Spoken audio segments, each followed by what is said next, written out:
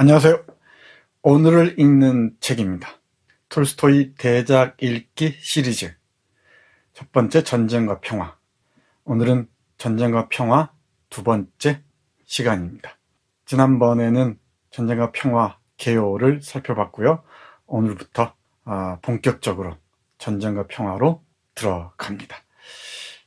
지난주에 말씀드렸습니다마는 전쟁과 평화를 읽으실 생각이 있으신 분들은 가능하다면 1967년에 소련에서 만든 전쟁과 평화라는 영화를 함께 보시면 정말 좋습니다.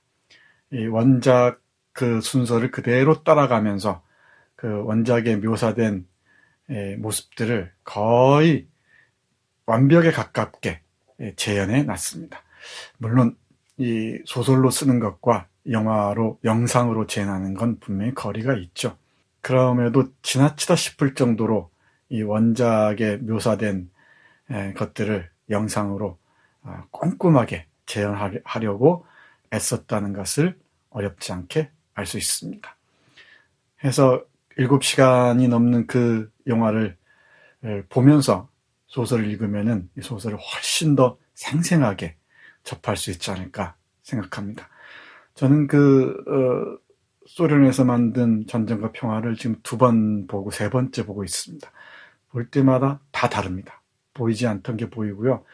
그 당시의 의상이나 헤어스타일, 그리고 이 사교 클럽의 모습 등등을 정확하게 읽을 수가 있습니다. 다시 한번 여러분께 그 영화 권해드립니다. 오늘은 이 전쟁과 평화 제1권, 총 4권으로 되어 있다고 했었죠. 제1권 중에서 제1부를 보도록 하겠습니다.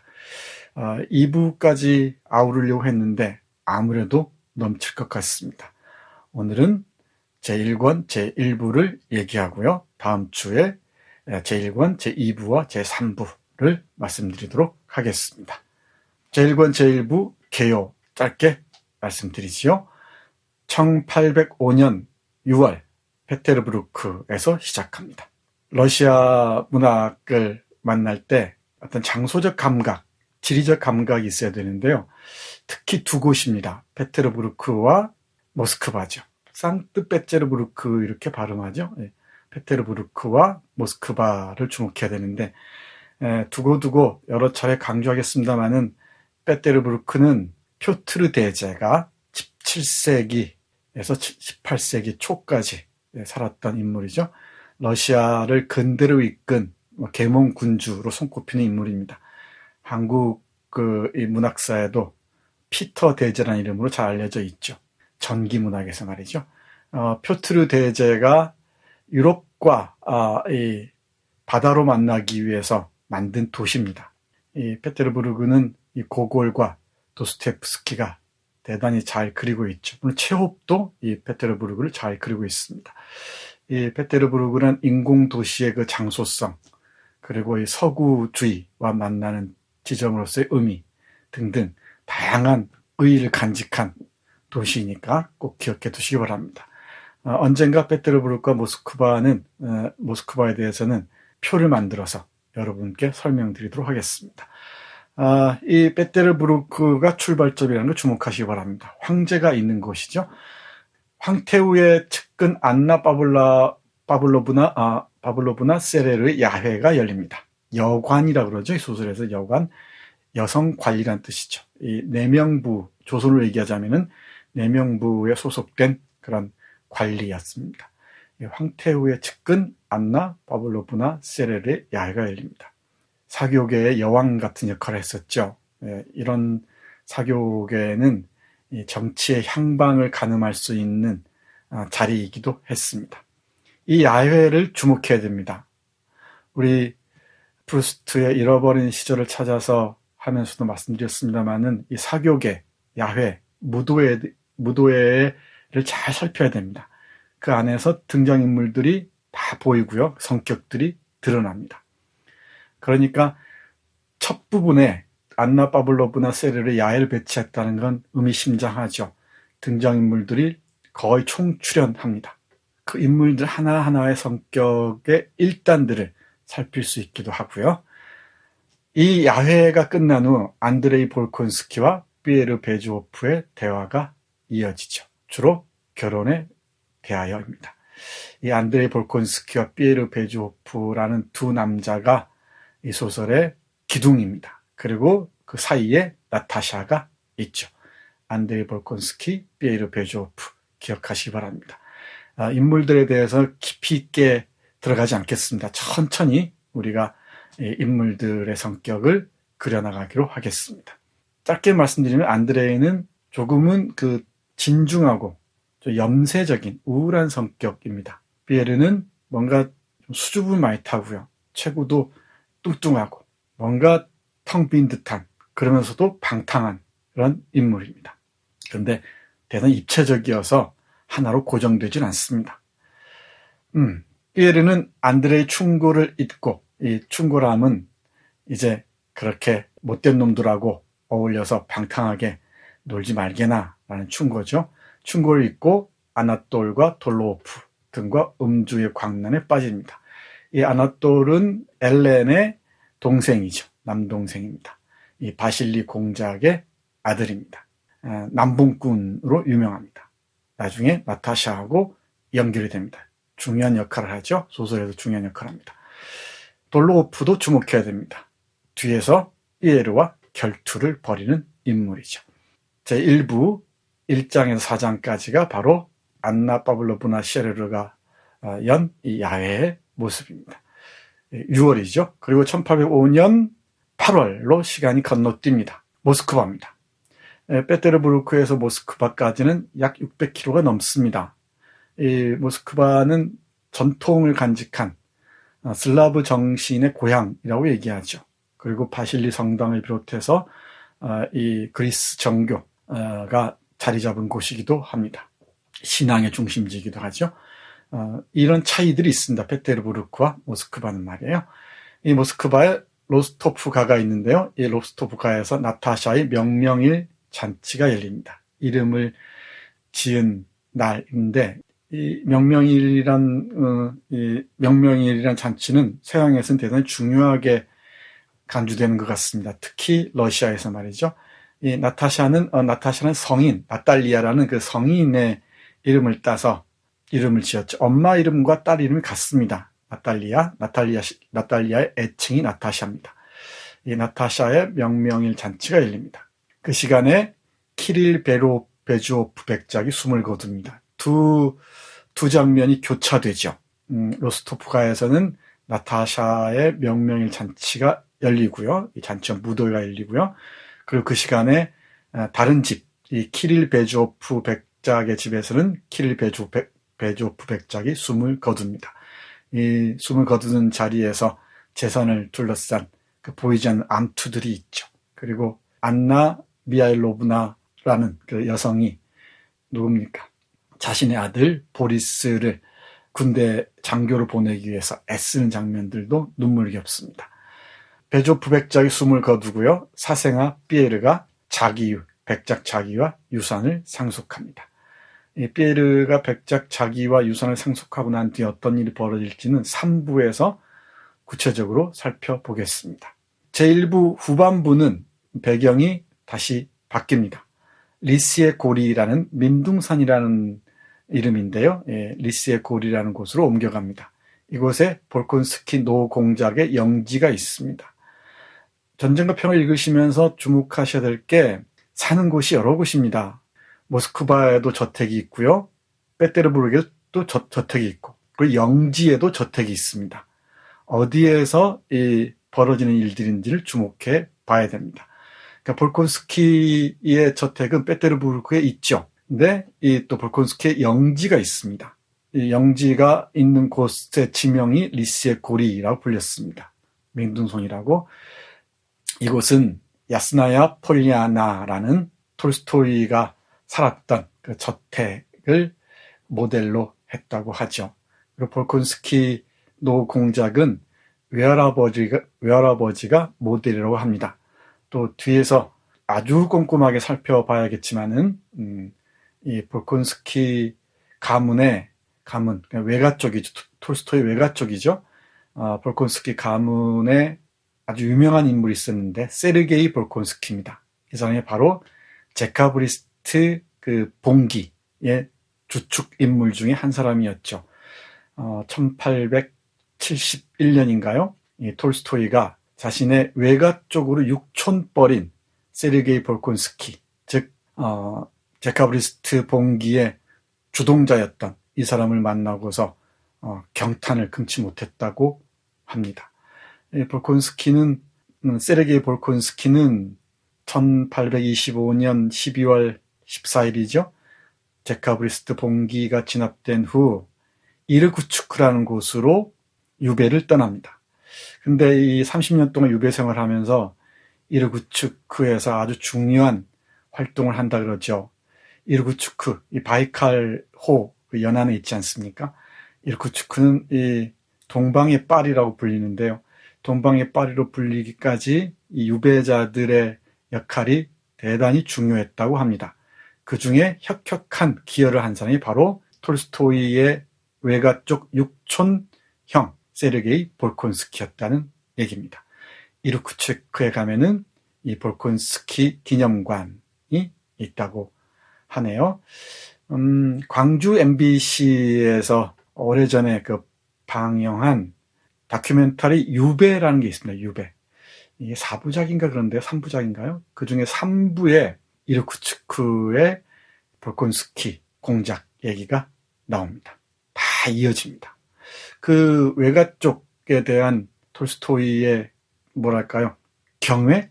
경탄은 놀라웠던 것 같습니다. 볼콘스키 노공작은 대단히 까칠하고 깐깐한 은퇴한 군인으로 등장을 하죠. 톨스토이 외가 쪽의 볼콘스키는 V인데 전쟁과 평화에서 볼콘스키는 B로 나옵니다. 아무튼 이 볼콘스키 노공작의 영지인 리스의 고리가 일권 후반부의 배경입니다. 안드레이가 출전을 위해서 11월에 있을 아우스트리츠 전투죠. 그 전투에 출전하기 위해서, 물론 지금 전쟁이 진행 중입니다. 오스트리아, 러시아 동맹군이 지금 프랑스군과 싸우고 있는 중이죠. 그곳에 출전하기 위해서 만삭의 아내 리즈를 데리고 옵니다. 그러니까 리즈를 이곳 아버지의 영지에 맡기고 전쟁에 나가기 위해서죠. 볼콘스키 노공작의 영지에는 마드모아젤 브리엔과 건축기사 미하일 이바노비치, 꼭 기억하세요. 그리고 은둔자인 니콜라이 볼콘스키 노공작이죠. 노공작이 조용히 살아가고 있습니다. 제1부 개요입니다. 1부는 아무래도 시간이 좀 걸릴 수밖에 없습니다. 전체적인 큰 흐름을 잡아야 하기 때문에요. 몇 명의 이름만 기억하시죠. 안드레이 볼콘스키, 피에르 베주오프, 그리고 나타샤와 그 집안 사람들. 이 나타샤의 집안인 로스토프가는 톨스토이의 아내 소피아 안드레예브나의 그 집안을 모델로 했다고 합니다. 그 뒤에서 조금 더 설명드리겠습니다. 그리고 이와 함께 볼콘스키 노공작, 그리고 마리아 꼭 기억하시기 바랍니다. 볼콘스키 노공작의 딸 마리아 주목해야 됩니다. 나중에 후반부에서 나타샤의 오빠인 니콜라이와 결혼을 합니다. 다음 보겠습니다. 이제 1부에서 우리가 주목해야 할 문장들, 그리고 큰 주제들, 테마들 하나씩 잡아보기로 하겠습니다. 나폴레옹을 바라보는 두 시선인데요. 이 나폴레옹을 어떻게 바라볼 것인가는 서양 문학, 특히 유럽 문학에서 대단히 중요합니다. 프랑스 문학에서도 그렇고요. 영문학에서도 그렇고요. 독일 문학은 물론이고요. 그리고 러시아 문학에서 특히 그렇습니다. 19세기 러시아 문학의 두 기둥인 톨스토이와 도스토옙스키가 나폴레옹을 바라보는 시선이 다르죠. 죄와 벌의 라스콜니코프의 고민이 바로 나폴레옹에서 시작합니다. 초인은 범죄로부터 자유로울 수 있는가라는 문제죠. 그리고 또 전쟁과 평화에서 바라보는 톨스토이의 시선이 있습니다. 이 두 개의 시선이 어떻게 만나는지 주목해야겠죠. 일단 안나 파블로브나 세레르가 바실리 공작에게 하는 말 들어보시죠. 이게 첫 문장입니다. 이 대작의 첫 문장이 바로 나폴레옹 얘기로 시작한다는 것, 그리고 프랑스로 시작한다는 것. 우리가 참조한 민음사 버전에서는 굵은 글자로 프랑스어로 나눈 대화들을 표기하고 있는데요. 이 첫 문장이 이렇습니다. 그러니까 공작, 제노바와 루카는 이제 부오나파르트 가문의 소유물이자 영지일 뿐이에요. 아니요, 당신에게 경고하겠어요. 만약 당신이 지금은 전쟁 중이 아니라고 말하거나 여전히 그 적 그리스도의 온갖 추악한 짓과 만행을 옹호하려 한다면 난 당신을 아는 채도 하지 않겠어요. 이 안나 셰레르가 이끄는 이 사교계에서는 나폴레옹에 대한 이 비판이 지배적입니다. 그리고 보나파르트라고 부르지 않고 부오나파르트라고 부릅니다. 이 보나파르트는 시칠리아 발음이라고 그래요. 시칠리아 촌놈이라는 것을 강조하기 위해서, 그리고 나폴레옹을 조롱하기 위해서 부오나파르트라고 발음합니다. 나폴레옹이 부오나파르트를 보나파르트라고 바꿨다 그러죠. 이 나폴레옹에 관한 얘기는 전쟁과 평화를 얘기하는 내내 곳곳에서 여러분께 말씀드릴 예정입니다. 안나 세레르의 사교계에서는 나폴레옹을 이렇게 비판적으로 바라보지만, 또 뒤에 나오는 엘렌이 이끄는 사교계에서는 또 나폴레옹에 대해서 긍정적입니다. 둘로 나뉘어 있었던 것이죠. 일단 이 점만 주목하시기 바랍니다. 나폴레옹을 바라보는 첫 번째 관점, 안나 셰레르와 그 친구들입니다. 그리고 제1부에는 프랑스에서 망명한 자작이 등장하죠. 자작의 이름이 모르테마르 자작인데요. 이 프랑스인데 지금 망명한 귀족입니다. 앙기엥 그 공작의 처형을 둘러싼 논의가 오가는데 번역자의 그 주석을 꼼꼼히 보시기 바랍니다. 나폴레옹 혁명에 반대하고 해외로 망명한 귀족들이 많이 있었겠죠. 이른바 왕당파들, 부르봉 왕가를 지지하는 그 세력들이 많이 있었을 겁니다. 그 중에 한 사람인 앙기엥 공작이 체포돼서 처형당하거든요. 그 처형당하는 얘기들이 이 야회, 안나 셰레르가 개최한 야회의 중요한 대화죠. 그런 부분들을 하나씩 음미하면서 읽으시면은 정말 재미있습니다. 자, 그 다음 피에르와 같이 나폴레옹을 바라보는 사람도 있습니다. 물론 피에르의 그 시선, 나폴레옹을 바라보는 시선은 작품 후반부로 갈수록 바뀝니다만은, 피에르는 이렇게 말합니다. 나폴레옹은 위대합니다. 왜냐하면 혁명보다 높은 곳에 서서 시민의 평등이나 말과 언론의 자유 같은 모든 선한 것들을 보존한 채 혁명의 만용을 진압했기 때문이죠. 그가 권력을 쟁취한 것은 오직 그 때문입니다. 나폴레옹 공부하신 분들은 아시겠지만 1799년 나폴레옹이 쿠데타를 일으켜서 권력을 장악하죠. 통령제로 나아갑니다. 자신이 제1통령이 되고 2통령, 3통령을 두어서 권력을 장악하죠. 이게 1799년 브리메르 18일입니다. 이른바 쿠데타, 첫 번째 쿠데타였죠. 그러다가 1804년인가요? 황제 즉위하죠. 이게 제1제정입니다. 황제 즉위한 후에 1805년에 바로 러시아 원정길에 나섭니다. 나폴레옹에 관한 얘기는 두고두고 말씀드릴 예정이니까 서두르지 않기로 하겠습니다. 아무튼 이 피에르를 비롯한 서구주의자들은, 자유주의자들은 나폴레옹에 대해서 대단히 적극적으로 평가합니다. 위대하다고 얘기합니다. 그리고 인민의 자유, 시민의 자유와 평등을 전파하는 민주주의의 사도였다고 얘기하는 것이죠. 그리고 이와 함께 이 나폴레옹이 이끈 그 혁명을 위대한 사건이라고 얘기하고요. 그리고 인간의 권리, 편견으로부터 해방, 시민의 평등 등등 아주 굵직굵직한 이념들을 전파하는 혁명의 사도였다라고 얘기를 합니다. 바로 이 피에르가 모르테마르 자작, 그 프랑스에서 망명한 이 자작하고 나누는 대화입니다. 이런 대화를 나누니까 안나 셰레르가 끼어들어서 방해를 하죠. 이 호스티스, 그러니까 이 사교 모임을 이끄는 이 여성은 대화를 잘 안배해야 됩니다. 그 묘사들이 아주 유머러스하게 잘 드러나 있습니다. 천천히 읽어보시면 정말 흥미진진합니다. 사교계의 풍경 말이죠. 나폴레옹을 바라보는 두 시선에 주목해서 보셨으면 좋겠습니다. 그 다음 안드레이의 환멸인데요.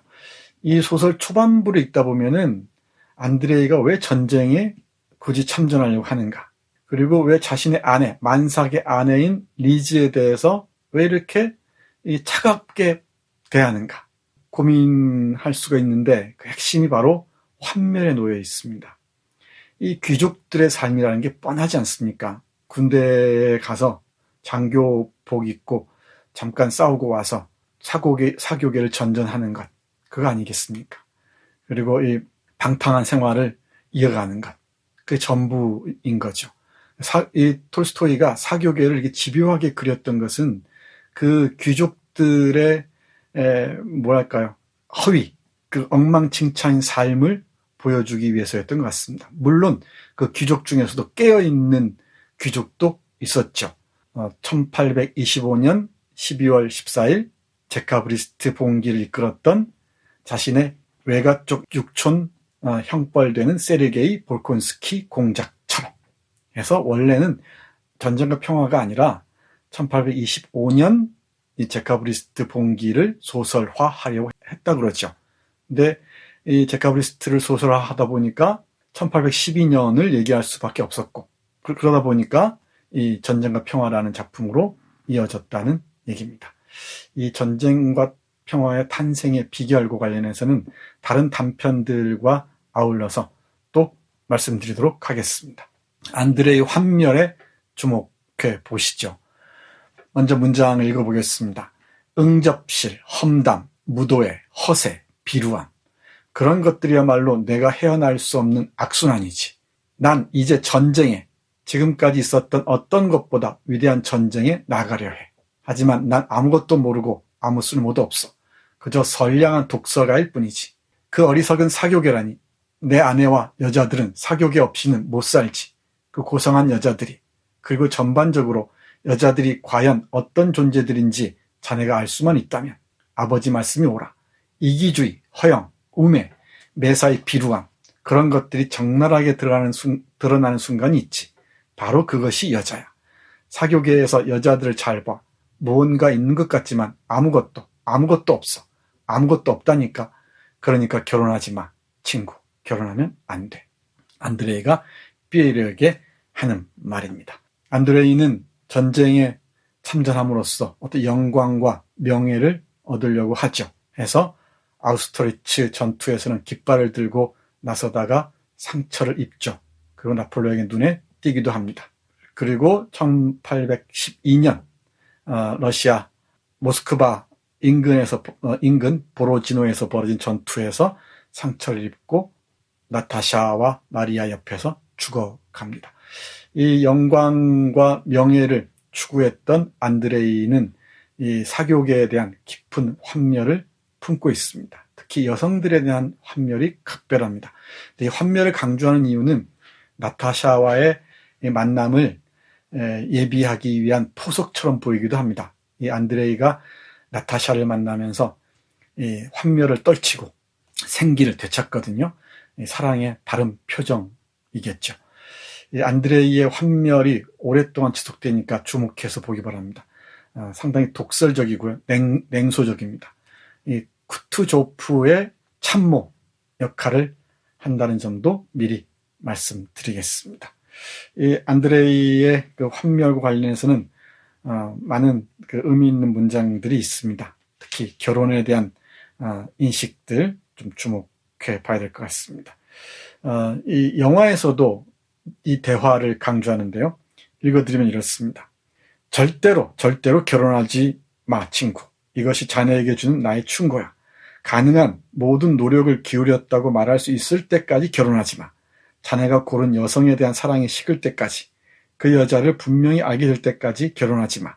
그러지 않으면 끔찍하고 돌이킬 수 없는 실수를 저지르게 될 거야. 아무짝에도 쓸모없는 노인이 되었을 때 결혼해. 그러지 않으면 자네 안에 존재하는 훌륭하고 고귀한 것들을 전부 잃게 될 거야. 모든 것이 자질구레한 일들 때문에 소모되고 말아. 그럼 그렇고 말고. 그러면서 나폴레옹도 여성과 일찍 결혼했더라면 저렇게 영웅이 되지 못했을 거라고 얘기를 하죠. 톨스토이의 결혼관을 엿볼 수 있다고 얘기할 수 있을까요? 그런데 소피아 안드레부나 베르시라는 여성이 없었더라면은 톨스토이의 대작 전쟁과 평화는 탄생하지 않았을 거라는 게 주된 의견입니다. 제가 봐도 그렇습니다. 모든 글들을 원고를 필사해 줬고요. 자신도 다 잘 알아보지 못하는 글씨들을 다 필사했고요. 그리고 첫 번째 독자로서 소설 구성에도 아주 의미 있는 기여를 했다고 하죠. 아마 소피아라는 톨스토이의 아내가 없이는 전쟁과 평화는 탄생하지 않았을 거라는 것 꼭 기억하시기 바랍니다. 물론 후반에 톨스토이와 아주 거칠게 싸우고 여러 가지 그 악처의 모습을 보이기도 하죠. 저작권을 둘러싼 싸움 같은 걸 보면 그렇습니다. 그래서 톨스토이가 가출을 해서 돌아오지 않잖아요. 그대로 세상을 떠나고 맙니다만은. 그래서 이 소피아를 악처라고 하는데 제가 보기엔 그렇지 않겠습니다. 그렇지 않은 것 같습니다. 악처가 괜히 악처이겠습니까? 톨스토이가 한 행실들도 감안해야겠죠. 나타샤와 피에르의 춤 보겠습니다.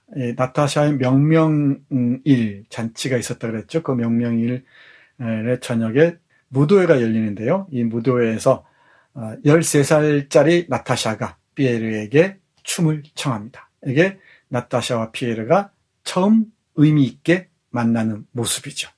나타샤와 피에르가 1813년 전쟁이 끝난 후에 결혼을 한다고 말씀드렸죠. 지난 시간에 말씀드렸습니다. 첫 만남입니다. 주목해 보셔야 됩니다. 대단히 치밀하게 구성되어 있다는 걸 알 수가 있습니다. 허투루 쓴 게 별로 없어요. 첫 만남 주목해서 보시죠.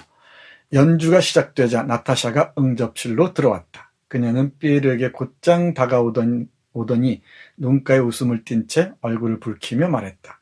엄마가 당신에게 춤을 청하라고 하셨어요. 춤의 순서를 틀릴까 봐 걱정이군요. 하지만 당신이 나의 선생님이 되어준다면, 피에르가 말했다. 그러더니 굵은 팔을 낮추어 갸냘픈 소녀에게 내밀었다.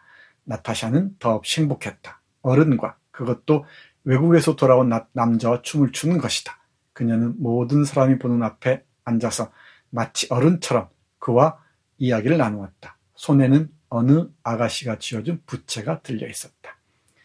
전쟁과 평화의 주인공 나타샤가 피에르와 만나서 춤을 춥니다.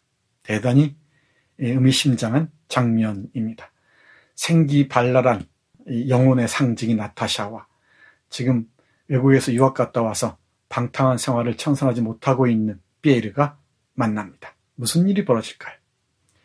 사랑이 어떤 한 사람의 변화를 몰고 오는 결정적인 계기라면 그 계기의 시작이 바로 나타샤와 피에르의 춤이 아닌가. 저는 그렇게 생각합니다. 연주가 시작되려 했는데 이 당시 러시아 귀족들의 저택은 그 하나의 기업과 같았던 것 같아요. 연주 악단이 전용 악단이 있었고요. 여기에서 작곡가들이 악장으로서 밥을 빌어먹고 그러지 않았습니까? 베토벤이든 모차르트든 핸델이든 바하든 다 그랬습니다. 그리고 식기만 전담하는 하인이 있었잖아요. 거의 하나의 기업처럼 운영되어 있습니다. 우리가 생각하는 가정을 생각하면 안 될 것 같습니다. 네, 그 다음 보겠습니다. 전쟁의 반향이 들려오니 마음이 무겁네요. 마리아의 말입니다. 리스의 고리라는 볼콘스키 노공작의 영지입니다. 이 영지에서 마리아가 줄리에게 쓴 편지에서 이렇게 말하죠. 지금 전쟁의 말발굽 소리가 점점 커지고 있습니다. 시골까지도 그 소리가 들려옵니다. 전원의 노동과 정적 한가운데 있는 이곳에도 전쟁의 반향이 들려오니 마음이 무겁네요. 라고 하면서 우리 마리아가 줄리에게 쓴 편지 이렇게 이어집니다.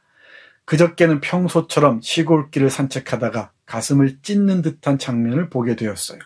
그것은 우리 영지에서 징집되어 군대로 위송되는 신병 부대였어요. 나는 떠나는 사람들의 어머니와 아내와 아이들이 처한 상황을 보아야 했고 떠나는 사람들과 보내는 사람들의 통곡을 들어야 했어요. 당신은 생각하겠죠. 우리에게 사랑과 모욕에 대한 용서를 가르친 구세주의 법을 인류가 잊었다고. 서로를 살육하는 기술에서 인류가 자신의 주된 가치를 발견한다고 말이에요. 이 마리아의 위치 대단히 중요합니다.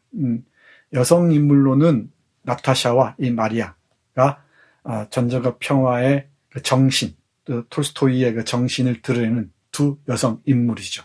눈여겨보시 바랍니다. 특히 러시아적 정신, 그리고 이 종교적 심성에 깊이 이 침윤된 그런 영혼을 상징하는 인물이 바로 마리아입니다. 마리아와 나타샤가 어떻게 비교되는지 잘 보시고요. 나타샤와 마리아가 만나는 두 장면이 있습니다.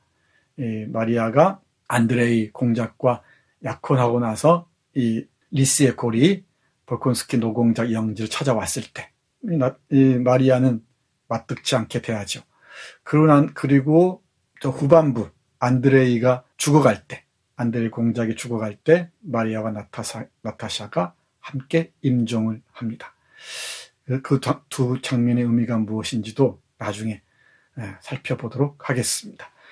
여기에서 마리아가 전쟁을 바라보는 방식이 어떤지, 시선이 어떤지도 우리의 눈길을 끌죠. 전쟁은 해서는 안 될 일이죠. 서로를 살육하는 기술에서 인류가 자신의 주된 가치를 발견한다고 하면서 이 전쟁을 비판하죠. 이 마리아의 목소리에 우리는 경청해야 될 줄 압니다. 네, 마무리하겠습니다. 톨스토이와 소피아 안드레예브나 베레스의 모습입니다. 앞에서 잠깐 말씀드렸듯이 이 소피아를 악처라고들 얘기하는데 그렇지 않습니다. 이 톨스토이는 소문난 바람둥이였고요. 성병을 달고 다녔습니다. 그리고 하녀나 주위 그 영지에 있는 농부의 아내들, 관리인의 아내들과 노란하게 일수였습니다. 그걸 지켜보는 소니아죠. 애칭은 소니아의 마음은 어땠겠습니까? 억장이 무너졌겠죠. 그러면서도 계속 임신을 합니다. 임신을 13번인가 했다 그랬죠. 그리고 태어나면 또 아이들이 또 많이 죽어가기도 합니다. 그런데 이 소피아의 집안, 이 베르스 집안이 대단히 평온하고 안온했던 모양입니다. 아주 평온하고 안온한 가정이었던 것 같아요. 이곳에서 톨스토이는 많은 안정을 얻고 그랬다고 합니다. 그리고 이 처제인 이 타냐를 많이 좋아했다고 합니다. 이 타냐의 모습에서 나타샤의 생기를 읽어냈다고 얘기하는 사람도 있습니다. 특히 앤드류 노먼 윌슨, 제가 참 좋아하는 책인데요. 앤드류 노먼 윌슨의 톨스토이라는 전기가 있는데 아주 잘 쓰여진 책입니다. 도서관에 가시는 걸음이거든 꼭 찾아서 넘겨보시기 바랍니다. 그 집안에서 태어난 소피아는 상당히 우아하고요. 그리고 격조도 있었던 것 같습니다. 그리고 서양 공부를 한 사람이고요. 그런데 이런 시골에 처박혀서 이렇게 천반지축인 남봉꾼과 가까운 톨스토이를 지켜봐야 하니 오죽했겠습니까? 그런데 톨스토이가 보통 천재가 아니라는 것을 또 알아채는 사람도 소피아죠. 그래서 계속 그 소설을 쓰는 걸 응원하고요. 자신이 충고도 하고 또 원고도 다 필사하면서 물신양면으로 도와줍니다. 그 점 잊으면 안 됩니다. 이 톨스토이를 중심으로 놓고 보면은 소피아 안드레예브나의 모습이 안 보입니다. 소피아 입장에서 톨스토이를 볼 수 있어야 되죠. 훌륭한 작가나 훌륭한 시인치고 인간적으로 품성이 좋은 사람은 별로 없습니다. 그러니까 그런 위대한 작품을 쓰겠죠. 이 앤드류 노먼 윌슨의 말 잠깐만 들어보겠습니다. 그녀가 소피아 안드레예브나 베르스입니다. 외부 환경을 총괄하는 관리자로서 전쟁과 평화가 쓰이도록 외부적 여건을 만들어 주었다면 따냐는 이 소피아의 동생, 그러니까 톨스토이의 처제입니다. 따냐는 생동감 넘치는 상냥함으로 그 작품에 뭐라 표현하기 힘든 활기를 불어넣었다. 바로 이 작품의 열쇠가 되는 삶의 기운, 생기였다. 이 소설에 등장하는 많은 인물들이 톨스토이의 분신들입니다. 그리고 주위에 있는 사람들의 분신들이죠. 그에게도 하나하나 말씀드리겠습니다. 볼콘스키 노공작이 외할아버지의 분신이라고 말씀드렸었죠. 그리고 마리아는 어릴 때 톨스토이가 2살 때 세상을 떠난 어머니의 분신처럼 보인다고 합니다. 그리고 톨스토이 자신의 모습을 띠고 있는 인물이 바로 피에르와 안드레입니다. 조금씩 그려지죠? 조금씩 윤곽이 잡힐 겁니다. 이제 처음이니까 서두르지 않아도 됩니다. 1, 2, 3, 4, 5, 6 몇 편까지 이어질지 모르겠습니다. 전쟁과 평화만 대략 8번 내지 10번 이어지지 않을까 싶은데요. 전체적인 리듬을 조율하면서 제가 아는 범위 내에서 말씀드리도록 하겠습니다. 자, 오늘은 전쟁과 평화의 제1권, 제1부 여러분과 함께 살펴봤습니다.